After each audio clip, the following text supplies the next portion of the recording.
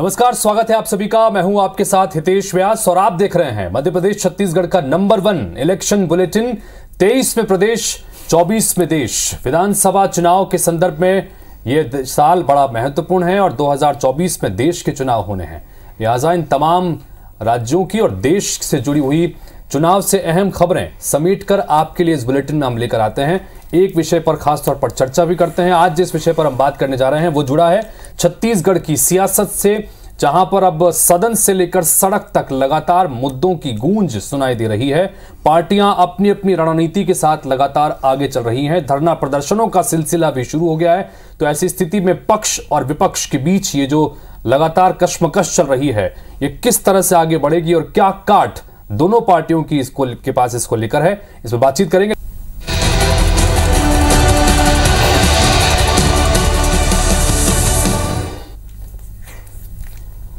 और अब बात करते हैं आज के महत्वपूर्ण मुद्दे की। विधानसभा चुनाव में अब ज्यादा दिन नहीं बचे हैं। ऐसे में कांग्रेस और बीजेपी भी पूरी तरह से चुनाव मोड में आ गए हैं। एक तरफ कांग्रेस में मंथनों का दौर जारी है, जबकि भारतीय जनता पार्टी जहां सत्ता पर काबिज होने के लिए प्रदेश सरकार के खिलाफ मुद्दे ढूंढकर लगातार धरना प्रदर्शन आंदोलन कर रही है, तो मोर्चाबंदी करने के लिए लगातार पत्राचार भी हो रहा है। कैसी है बीजेपी की चुनावी तैयारी और क्या काट कांग्रेस की तरफ से इस तैयारियों को लेकर है, इस पर खासतौर पर बातचीत करेंगे। हमारे साथ में दो मेहमान जुड़ रहे हैं। हमारे साथ में स्टूडियो में है कांग्रेस पार्टी के प्रवक्ता नितिन भंसाली और साथ ही हमारे साथ में अमित साहू जुड़ रहे हैं, जो कि भारतीय जनता पार्टी के प्रवक्ता हैं। आप दोनों का बहुत बहुत स्वागत। चर्चा के सिलसिले को शुरू करें उससे पहले जरा इस रिपोर्ट के जरिए समझिए कि किस तरह की रणनीति के साथ भारतीय जनता पार्टी चुनावी मैदान में उतरने की तैयारी कर रही है।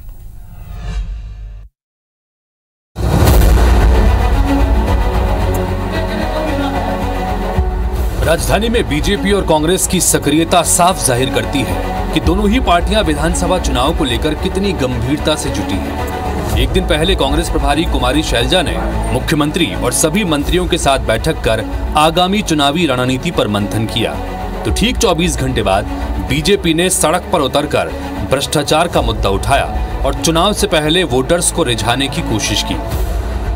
प्रदेश अध्यक्ष अरुण साव के नेतृत्व में बीजेपी ने बूढ़ा तालाब स्थित धरना स्थल पर प्रदर्शन किया, जिसमें पार्टी के कई वरिष्ठ नेता शामिल हुए। प्रदर्शन के दौरान विपक्ष ने कांग्रेस सरकार पर जमकर हमले किए।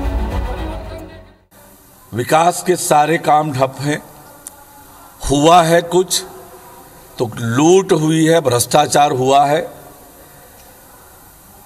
प्रभारी हैं शैलजा जी, अपनी जिम्मेदारी का निर्वहन कर रही है, पर छत्तीसगढ़ से उन्हें कुछ हाथ लगेगा नहीं।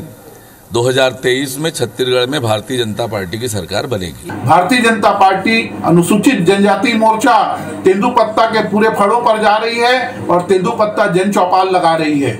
आगे चलकर हम इस तेंदुपत्ता आंदोलन को आगे बढ़ाते हुए रेंज ऑफिस का भी घेराव करेंगे, उनमें तालाबंदी करेंगे। जाहिर है बीजेपी चुनाव से पहले अपना वोट बैंक बढ़ाने के लिए कोई मौका नहीं चूकना चाहती। महाधरने के बाद 12 मई से 16 मई तक बीजेपी अनुसूचित जनजाति मोर्चा द्वारा रेंज ऑफिस का घेराव किया जाएगा। बीजेपी केवल सड़क पर उतरकर मुद्दे नहीं उठा रही, बल्कि पत्राचार वाली सियासत भी जारी है। बीजेपी सांसद संतोष पांडे ने कुमारी शैलजा को पत्र लिखकर छत्तीसगढ़ में बढ़ रहे अपराध, भ्रष्टाचार पर लगाम लगाने की बात कही। हालांकि सत्ता पक्ष भी विपक्ष के हर वार का जवाब देने में पीछे नहीं है। चिट्ठियां आपने प्रधानमंत्री को चिट्ठी लिखे, उनसे इंसाफ मांगे देश की बेटियों के लिए। हमारे को चिट्ठी लिखने का कोई, हमारे यहाँ सब ठीक। छत्तीसगढ़ में हमारी सरकार बढ़िया काम कर रही है। सिर्फ और सिर्फ भारतीय जनता पार्टी दिखावा करती है। भारतीय जनता पार्टी के शासन काल में लगभग 36,000 करोड़ का नान घोटाला हुआ, उसके साथ साथ चिटफंड घोटाला हुआ।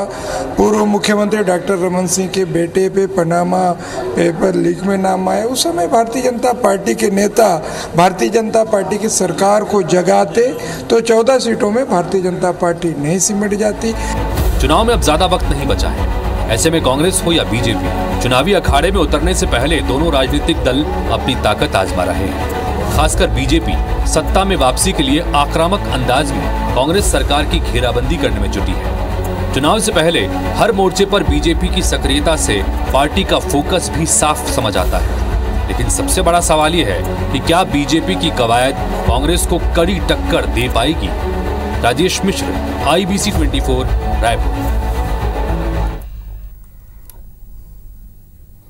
तो इस रिपोर्ट के जरिए आपने इस पूरे मुद्दे को समझा। दोनों ही प्रवक्ता हमारे साथ में बने हुए हैं। चर्चा कुछ की शुरुआत करते हैं। सबसे पहले जाना चाहेंगे नितिन भंसाली जी आपसे ही। भारतीय जनता पार्टी ने जिस तरह से मोर्चा खोल दिया है, लगातार महाधरने दिए जा रहे हैं और एक तरह से सरकार का घेराव करने की कोशिश हो रही है, चिट्ठियां तक लिखी जा रही है, उसमें सवाल खड़े किए जा रहे हैं। नितिन जी किस तरह से ले रहे हैं इस चुनौती को? देखिए, छत्तीसगढ़ में 36 गुटों में बटी भाजपा के नेता अपने अस्तित्व की लड़ाई लड़ रहे हैं। सीधी सी बात है, जो लोग आपको इस महाधरने में दिख रहे हैं, ये कहीं न कहीं से ये सोच रहे हैं कि नए चेहरों को टिकट देंगे तो हमें टिकट मिल जाएगी, या जो भी है। कोई भी मुद्दा विहीन लोग हैं। हमने मुद्दे छोड़े ही नहीं है। किस मुद्दे पर ये धरना दे रहे हैं? ये जिस भ्रष्टाचार की बात करते हैं, उस भ्रष्टाचार में कितने जीरो लगे इनको पूछोगे तो ये बता नहीं पाएंगे। और जैसे कि मैंने कहा कि 36 गुटों में बटे हुए हैं, तो हर व्यक्ति अपने अपने अस्तित्व की लड़ाई लड़ रहा है और ये बताने की कोशिश कर रहा है कि मैं एक्टिव हूं, ये बताने की कोशिश कर रहा है मैं एक्टिव हूं। पर जनता कहीं पे भी इनके साथ नजर नहीं आ रही है। जनता इन्हें कोई रिस्पॉन्स नहीं दे रही है। हम हमारे काम को लेकर जनता के बीच जा रहे हैं। हम हमारे काम को लेकर 5 वर्षों में जो जन कल्याणकारी काम प्रदेश के मुख्यमंत्री भूपेश बघेल जी ने किए, उनको लेकर जनता के बीच जाएंगे, लड़ेंगे और जीतेंगे। इनको जितने परपंच करने हैं अपनी केंद्रीय एजेंसियों के माध्यम से ये करते रहे, पर सत्य परेशान हो सकता है, पराजित नहीं, ये तय है। लेकिन नितिन भंसाली जी, आपने अभी प्रदेश अध्यक्ष अरुण साव जी को सुना।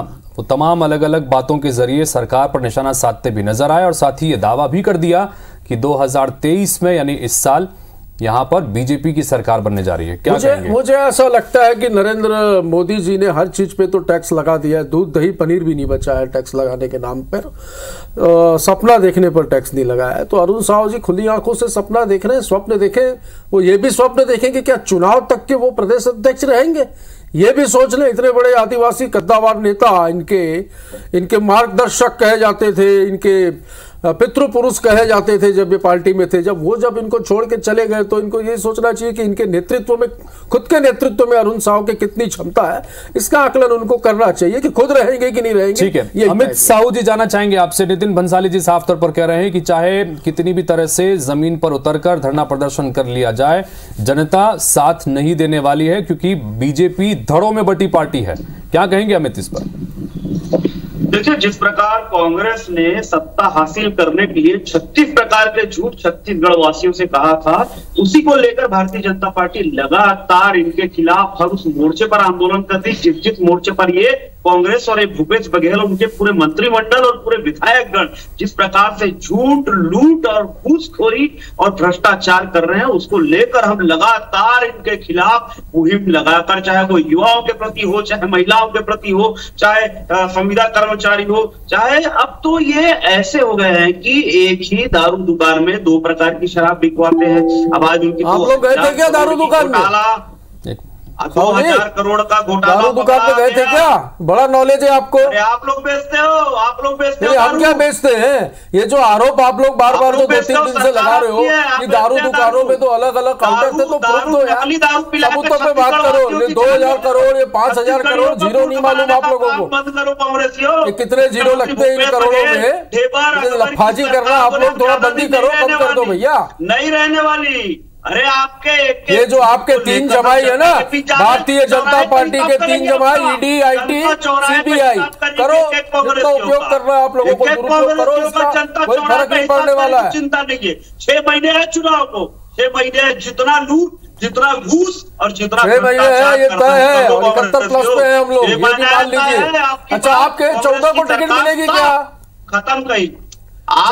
चलिए मैं सवाल जवाब करता हूँ, मुझे भी सवाल जवाब करने का मौका दीजिए। आप लोग आपस में ही सवाल जवाब करेंगे तो फिर ऐसी स्थिति में अमित साहू जाना चाहेंगे आपसे कि चूंकि यहाँ पर लगातार ये कहा जा रहा है कि पार्टी धड़ों में बटी हुई है, 36 धड़ों में बटी है, यह बात नितिन जी यहाँ पर कह रहे हैं, यानी कि पार्टी के नेताओं के बीच में एकता नहीं है। इसके संदर्भ में इसको किस तरह से देखते हैं? इस पर क्या बयान, क्या कहना चाहेंगे अमित जी? अब छत्तीसगढ़ में 3600 घोटाले करने वाली है कांग्रेस, जो पूरे शरीर काला हो बोलने दीजिए पहले। सुन लीजिए भाई, सुन लीजिए घोटालेबाजो, सुन लीजिए, थोड़ा सुन लो। जो कर रहे हो धरातल पर वो देख रही है जनता, सुन भी लो। जनता ने देखा है, जनता देख नहीं रही है, जनता ने देखा और हमें अवसर दिया और हमने सुशासन कायम किया इस प्रदेश। क्या है हर बोलो के मुंह बोले वो चिट फंड कंपनियों के जो फीते काटने जाते थे ना, अरे आप कोयले के आपके मुख्यमंत्री और उनके सुपुत्र और बाकी लोग, वो चिट फंड कंपनियां करोड़ों रुपए ले गई भाई, हजारों करोड़ रुपए जनता का, गरीब जनता की गाड़ी कमाई का। वो पनामा पेपर में नाम आया था, वो उत्तराखंड में डॉक्टर रमन सिंह जी के बेटे ने कौन सा रिसोर्ट खरीदा था भाई, पता करवाओ। एक बार उनको बोलने दीजिए, फिर मैं आपके पास एक एक करके बोले दीजिए, समझ में नहीं आएगा कि कौन क्या बोल रहा है। सरकार वो छत्तीसगढ़ की भूपेश बघेल की सरकार, ये छत्तीसगढ़ की जनता देख रही है, चिंता नहीं है। और आपके उस काले कारनामे को छत्तीसगढ़ की जनता के बीच चौराहे पर जाकर हम लड़ाई लड़ रहे हैं, आपके भ्रष्टाचार को उजागर कर रहे हैं, आपके झूठों का पर्दाफाश कर रहे हैं। जनता देख रही है और जनता जवाब देगी। 6 महीने वही सवाल मेरा है कि विपक्षी पार्टी विपक्षी धर्म निभाती है, जाहिर तौर पर आप लोग जब विपक्ष में थे, आप लोगों ने भी इसी तरह से सड़क पर उतरकर आंदोलन किए, प्रदर्शन किए। तो क्या आपको लगता है कि जिस तरह से लगातार ये प्रदर्शनों के सिलसिले शुरू हुए हैं, जिलेवार जा रहे हैं, कहीं धरना प्रदर्शन हो रहा है, कहीं रैलियां निकाली जा रही हैं, तो कहीं पत्राचार किया जा रहा है, समग्र सवाल ये कि क्या ये चुनौतियां पैदा कर सकते हैं? आप इसको किस तरह से देखते हैं? Flop show, totally flop show. कुछ नहीं बचा तो कहीं फिल्मों के माध्यम से राजनीति करने की कोशिश करते हैं, कुछ नहीं बचा तो माइक लगाकर 10, 20, 50 लोग इकट्ठा होकर हल्ला करते हैं। कुछ नहीं होने वाला है भैया, कुछ नहीं होने वाला है। जनता कांग्रेस को जरा आशीर्वाद देगी।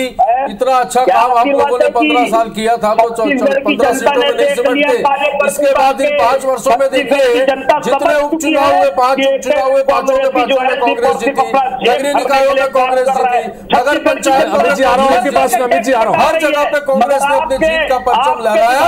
और हम जो है हमारे सुशासन को और हमारे काम को लेकर जनता के बीच है और 71+ पे इस बार लड़ेंगे, चुनाव जीतेंगे और 71+ पे सरकार बनाएंगे, ये भी दावा कर। घूसखोरी आपने डॉक्टर रमन सिंह यहाँ पर 90 के कारोबार को क्या होती है, अमित जी